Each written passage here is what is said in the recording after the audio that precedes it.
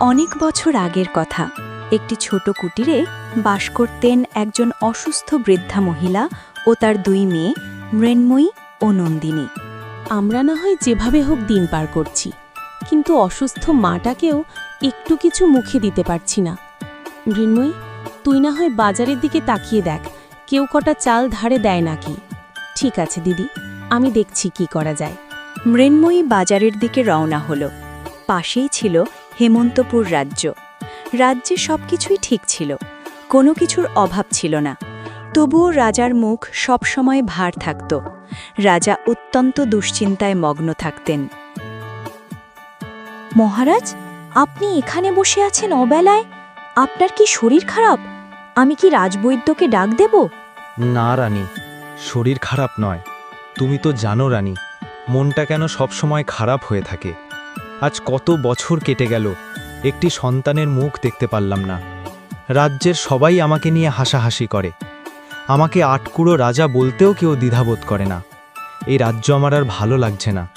রানী, আমি কিছুদিনের জন্য জঙ্গল ভ্রমণে যেতে চাই। যাও রানী, তুমি মেজরানী ও ছোট রানীকে এখানে ডেকে পাঠাও।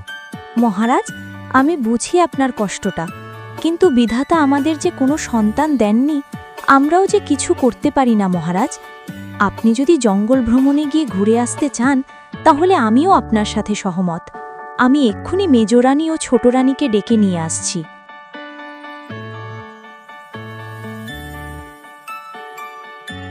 কিছুক্ষণ পর 3 রানী একত্রে রাজার সামনে হাজির হলেন। মহারাজ, আমাদের ডেকেছেন? হ্যাঁ, আমি তোমাদেরকে ডেকেছি। আমি কিছুদিনের জন্য জঙ্গল ভ্রমণে যেতে চাই। এই জীবন আমার আর ভালো লাগছে না। 3টে বিয়ে করেও আমি সন্তানের পিতা হতে পারিনি। এই রাজ্যের কোলাহল আর ভালো লাগছে না। তাই আমি সিদ্ধান্ত নিয়েছি কিছুদিন বাইরে কাটিয়ে আসব। এদিকটা ঠিকভাবে সামলে নিও। এই বলে রাজা জঙ্গল ভ্রমণের উদ্দেশ্যে রওনা হলেন। ওদিকে মৃন্ময়ী বাজারে গিয়ে মানুষের দ্বারে দ্বারে ঘুরছিল।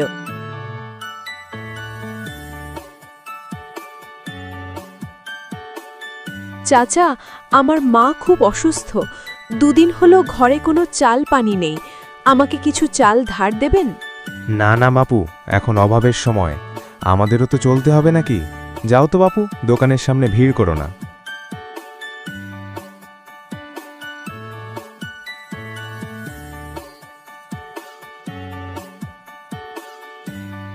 রাজা জঙ্গলের মধ্য দিয়ে হাঁটতে হাঁটতে একটি গ্রামের পাশের বড় বটগাছের নিচে এসে বিশ্রাম নেন।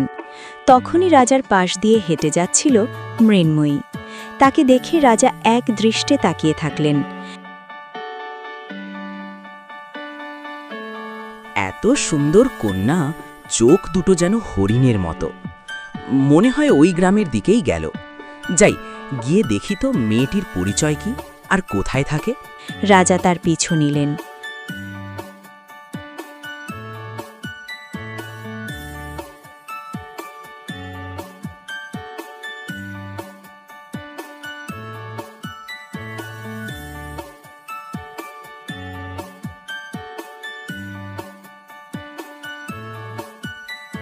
মৃন্ময়ী, সেই কখন গিয়েছিস চাল ধার করতে? এতক্ষণও কোনো খোঁজ নেই। জানি না সে 2 মুঠো চাল পেল কিনা। হায় আল্লাহ, আমাদের তুমি একটু দয়া করো। আমরা যে আর পারছি না ক্ষুধার জ্বালায়। অসুস্থ মা ঘরে মরার মুখে, ওদিকে ছোট বোনটা চালের খোঁজে মানুষের দ্বারে দ্বারে ঘুরছে। ওদিকে মৃন্ময়ী খালি হাতে বাড়ি ফেরে।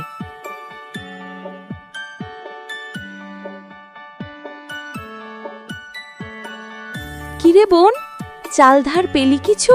না দিদি, কত জায়গা ঘুরলাম, কেউ একটু চাল ধার দিল না। পোড়া কপাল আমাদের, কেন যে গরিব বানিয়ে দুনিয়াতে পাঠিয়েছেন। ক্ষুধার জ্বালায় যে আর কিচ্ছুটি ভালো লাগে না। দিদি, আমি কাল থেকে কাজে বেরোবো, তুমি মাকে দেখে শুনে রাখবে। তাছাড়া যে কোনো উপায় দেখছি না। গাছের আড়াল থেকে সব কথা শুনে সামনে এগিয়ে এলেন রাজা।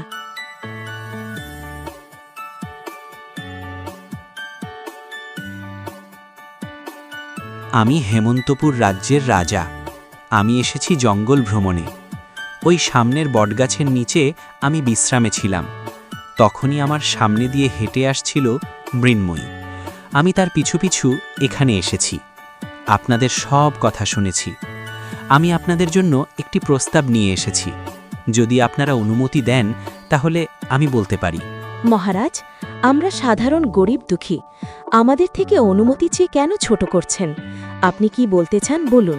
আমি রাজা হয়েও তোমাদের থেকে দুঃখী। আমার সব আছে, কিন্তু শান্তি নেই। একটি সন্তানের আশায় আমি তিনটে বিয়ে করেছি, কিন্তু আমি কোনো সন্তানের মুখ দেখিনি। আপনাদের যদি কোনো আপত্তি না থাকে, আমি মৃন্ময়ীকে আমার রাজ্যের রানী বানাতে চাই। আমার বিশ্বাস মৃন্ময়ী আমার মনের আশা পূরণ করতে পারবে। না না মহারাজ, আপত্তি কেন থাকবে? এই কষ্টের জীবন থেকে যদি আমার বোন রানী হয়, তাহলে তো এটা আমাদের ভাগ্য। আমাদের কোনো আপত্তি নেই মহারাজ। কিন্তু আমার আপত্তি আছে দিদি। আমি তোমাকে আর মাকে এখানে এভাবে ফেলে কোথাও যেতে পারবো না। তোমাকে তোমার দিদি আর মাকে ফেলে যেতে হবে না। আমি তোমার মা ও দিদির ভালো থাকা খাওয়ার ব্যবস্থা করে দেব। তাদের কোনো অসুবিধা হবে না। তাদের সব রকমের সুবিধে আমি দেব। এরপর রাজা মৃন্ময়ীকে বিয়ে করে রাজপ্রাসাদে ফিরে এলেন।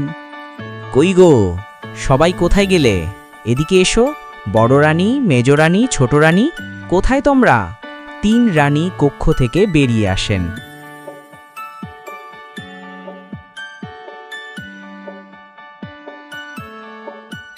মহারাজ, ভ্রমণ থেকে এত তাড়াতাড়ি যে চলে এলেন, আর আপনার সাথে এই মেয়েটি কে? এই মেয়েটি এই রাজ্যের নতুন রানী। আমি তাকে বিবাহ করেছি। আজ থেকে তোমরা 4 জন বোনের মতো থাকবে। কিন্তু মহারাজ, এই মেয়েকে দেখে তো মনে হচ্ছে গরিব সাধারণ ঘরের একটি মেয়ে। এই কিভাবে এই রাজ্যের রানী হয়? ছোট রানী, মুখ সামলে কথা বলো। সে গরিব হোক বা ধনী, সে এখন এই রাজ্যের রানী। আর তোমরা ভুলে যেও না, তোমরা রাজার মেয়ে হয়েও আমাকে একটা সন্তান দিতে পারোনি। বড় রানী, যাও নতুন রানীকে নিয়ে সাজাও। আর মেজ ও ছোট রানী, তোমরা আমার কক্ষ ফুল দিয়ে সাজাও।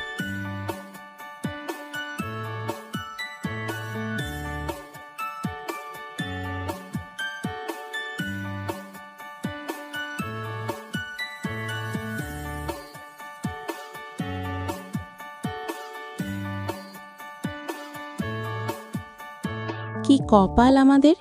নিজের স্বামীর জন্য বাসর সাজাতে হচ্ছে। শুধু একটি সন্তানের জন্য কষ্টে আমার বুকটা ফেটে যাচ্ছে। তাই না রে মেঝো, তুই যখন এই রাজ্যে নতুন রানী হয়ে এসেছিলি, তখন আমাদের কেমন লেগেছিল ভাব।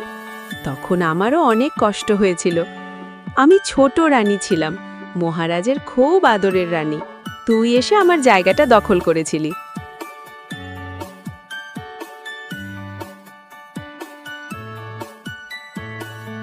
তাই না রে বড় রানী? তাহলে তুইও বোঝ, আমি যখন এই রাজ্যের একমাত্র রানী ছিলাম, মহারাজের কেমন ভালোবাসার ছিলাম। তুই এসে আমার জায়গাটা দখল করেছিলি, তখন আমার কেমন লেগেছিল। মনের দুঃখ ও রাগে মেজরানী ও ছোটরানী কক্ষ থেকে বেরিয়ে গেলেন।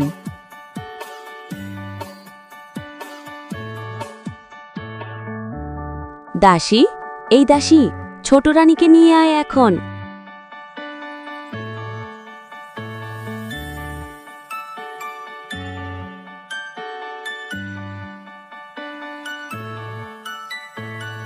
দাসী মৃন্ময়ীকে রাজার কক্ষে নিয়ে গেল।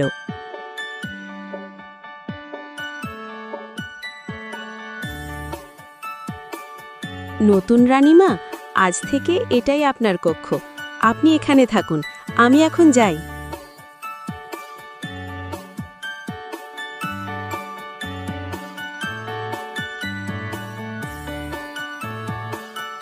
একটু পরেই মহারাজ কক্ষে প্রবেশ করেন। মহারাজ রেন্ময়ী রানীর রূপে দেখে তার দিক থেকে চোখই সরাতে পারছিল না। রানী, তোমাকে অনেক সুন্দর লাগছে।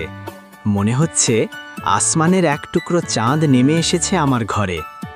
রানী, তোমাকে দেখে তো আমার মনটা ভরে গেল।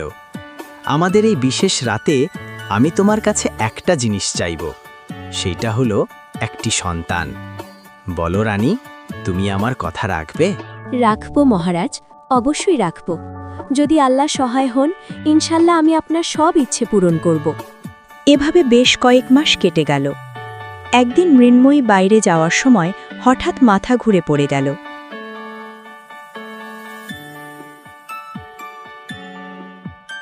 একটি দাসী তাকে দেখতে পায়। রানীমা, কি হয়েছে আপনার? এভাবে শুয়ে আছেন কেন? কথা বলুন রানীমা। যাই, মহারাজকে খবর দেই।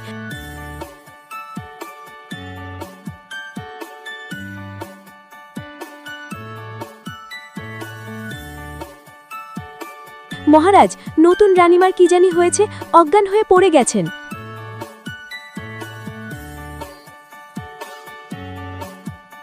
কি হয়েছে আমার ছোট রানীর? রাজবৈদ্যকে আসতে বলো শীঘ্রই। রাজবৈদ্য এসে পরীক্ষা করে জানালেন রাজ্যে নতুন অতিথি আসতে চলেছে। মহারাজ, খুশির খবর, রানী ঠিক আছেন। আপনি পিতা হতে যাচ্ছেন। রাজ্যে নতুন মেহমান আসছেন।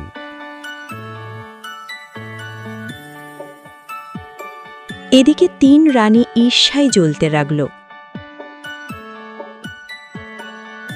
না, এটা হতে পারে না। নতুন রানী সন্তান জন্ম দিয়ে রাজার চোখের মণি হবে, আমি তা কিছুতেই হতে দেব না। শান্ত হ, এখন কিছু করা যাবে না। যা করার বাচ্চা হবার সময় করতে হবে। বেশ কয়েক মাস পরে আমি জানতাম রানী, তুমি আমাকে নিরাশ করবে না। জানো রানী, আমি এত খুশি কখনো হইনি। সব তোমার জন্য। বলুন, সব আল্লাহর জন্য। তিনি না চাইলে তো কখনো কোনো কিছু হয় না। সব ওনার ইচ্ছা। আমি তো উসিলা মাত্র। হেরানি, তোমার এখন বিশ্রামের প্রয়োজন। তুমি বিশ্রাম নাও। কোনো সমস্যা হলে আমাকে জানাবে।